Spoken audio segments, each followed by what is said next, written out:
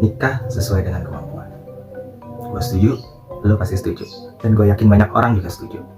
Tapi bagaimana kita mendefinisikan, ngertiin kemampuan itu? Yuk bebas. Sebelum gue jauh ngomongin tentang kemampuan dalam nikah, kayaknya gue mau cerita sedikit deh. Lo dan gue pasti punya pengalaman yang sama tentang nraktir orang. Misalnya lo ulang tahun deh, ini momen-momen yang menyenangkan sekaligus kita takutkan gitu ya, karena itu spend a lot of money, cukup banyak gitu ya.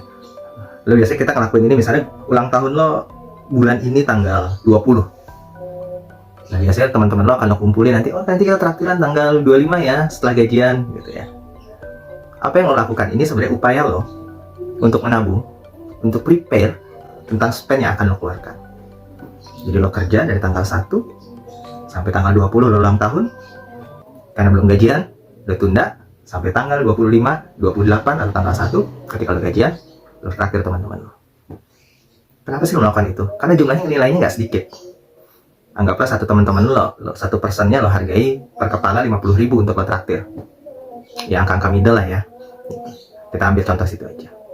Kalau ada 50 teman lo yang minta traktir untuk celebrating your birthday gitu ya, untuk ulang tahun lo, ya anggaplah jatuhnya sudah 2,5 juta.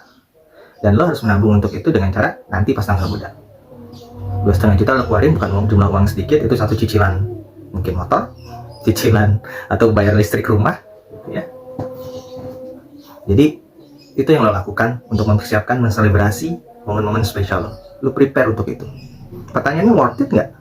Kadang kan kita juga nanya ya, gue ngeluarin duit segini, lo ngeluarin duit segini, itu worth it nggak sih? Ada yang bilang worth it, ada yang enggak. Tapi kalau lo pahami maknanya, misalnya kalau gue secara pribadi, gue pahami sebagai bentuk rasa syukur, bentuk sedekah gitu ya, mensyukuri apa yang Tuhan telah berikan, yang kita selebrasikan itu kita bagikan kepada orang-orang tercinta kita, orang-orang terdekat, orang-orang yang kita kenal baik, atau juga dalam fase lain gitu ya, itu bagian dari kita membangun relasi. Dalam dunia kerja, dalam hidup, kita butuh relasi, dan membangun relasi itu tentu membutuhkan sedikit banyak ada modal lah untuk kita membangun keterikatan nanti. Nah itulah yang membuat apa yang kita lakukan dalam selebrasi itu menjadi hal yang cukup worth it kalau menurut gue.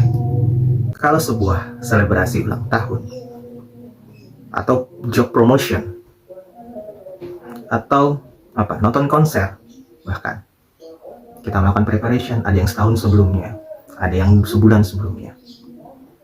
Lalu bagaimana dengan pernikahan? Seberapa dia bermakna buat lo? Seberapa lo respect terhadap momen itu? Lo tentu punya skala prioritas tentang seberapa kita merespek sesuatu. Ulang tahun kita, job promotion kita, dan ini jadi bagian yang harus kita persiapkan.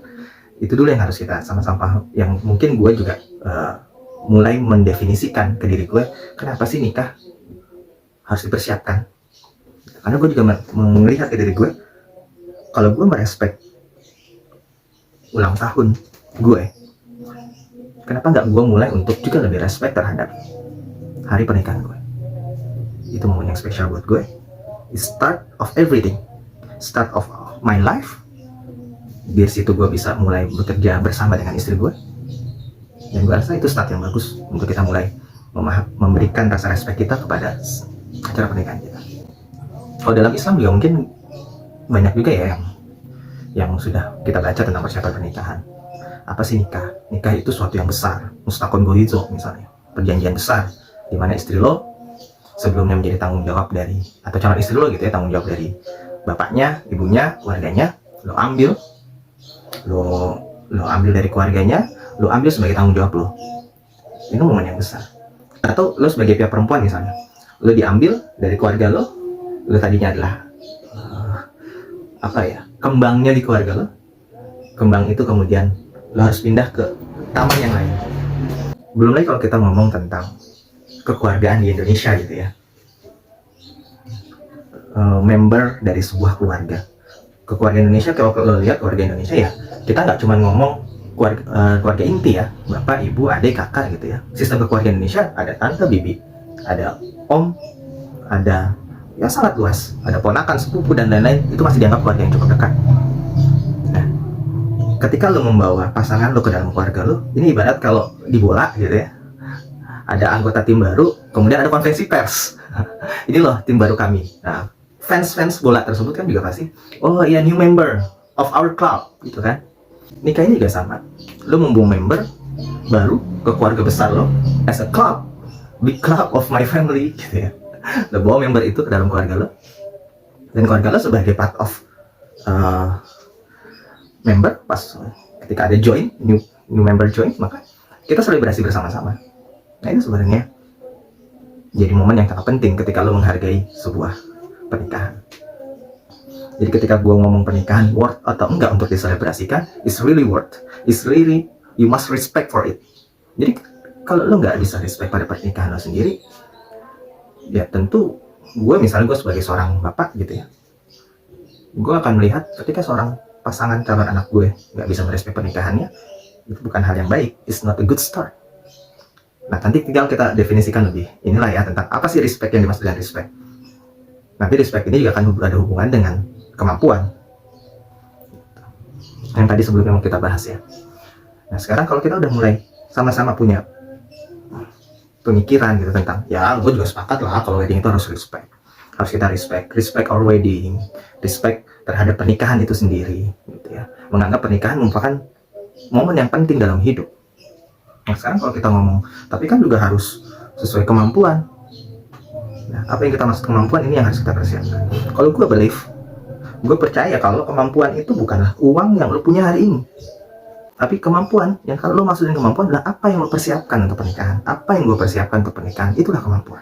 Jadi kalau bilang udahlah nikah sesuai kemampuan aja, bukan berarti lo nggak prepare, bukan berarti ya udah lihat nanti. Itu tandanya lo nggak respect sama pernikahan lo. Gue nggak respect dengan pernikahan gue ketika gue bilang ya udahlah nikah nanti lihat nanti aja dananya berapa. Oh, nggak seperti itu. Kalau ketika kita merespek sesuatu, kita akan prepare sesuatu. Nah, gue berpikir seperti itu. Nah, ini yang menurut gue kadang-kadang juga disalahpahami tentang idiom nikah sesuai dengan kemampuan. Nikah sesuai kemampuan dipahami sebagai nikah ala kadarnya sesuai dengan yang ada nanti. Jatuhnya menurut gue lebih pada bukan nikah sesuai kemampuan, meremehkan sebuah pernikahan.